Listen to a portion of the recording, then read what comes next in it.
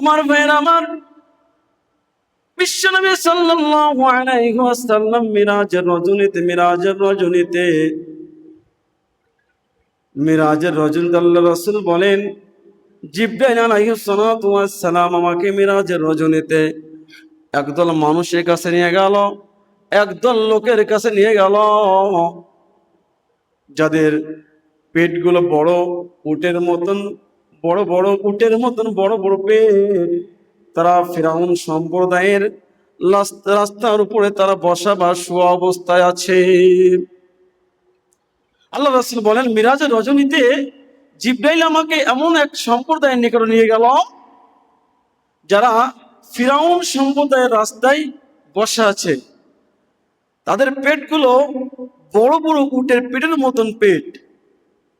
আল্লাহ রাসূল সাল্লাল্লাহু আলাইহি ওয়াসাল্লাম বলতেছেন, তারা যখন তাদের উপর দিয়ে যখন ফিরাউন সম্প্রদায়ের লোকেরা হেঁটে হেঁটে যায়, আসে এবং যায়, তাদের চলা যখন টের পায়, এই বড় বড় পেটওয়ালারা একটু উঠে দাঁড়াইতে চায়, পেটের ভারে তারা সঙ্গে সঙ্গে আবার জমিনে পড়ে যায়।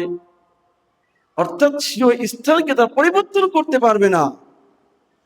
আল্লাহ নবী বলেন, এই ফিরাউনের সম্প্রদায়ের লোকেরা আল্লাহকে ডাক দিয়ে বলে, আল্লাহ কখনো কিয়ামত কায়েম করো না, কখনো কিয়ামত কায়েম করো না।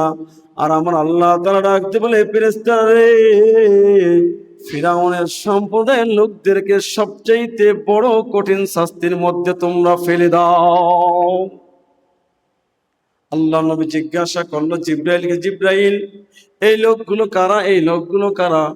জিবরাইল আলাইহিস সালাতু ওয়াস সালাম বলে দিলেন, ইয়া রাসূলুল্লাহ, এই লোকগুলো হলো আপনার উম্মতের মধ্যে যে উম্মতগুলো সুদের কারবার করত। যারা সুদের কারবার করত তাদের এই অবস্থা।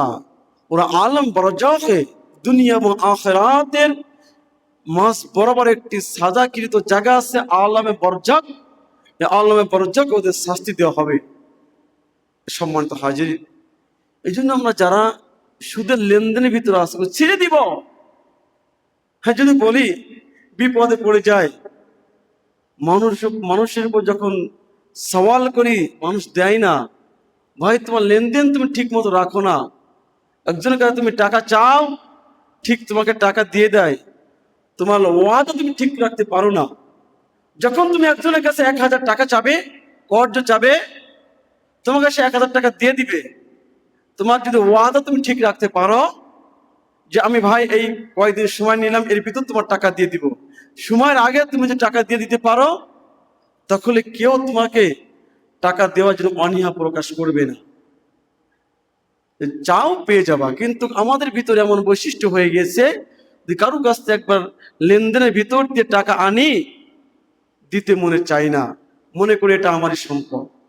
এই কারণেই যাদের টাকা আছে ওরা টাকা দেয় না।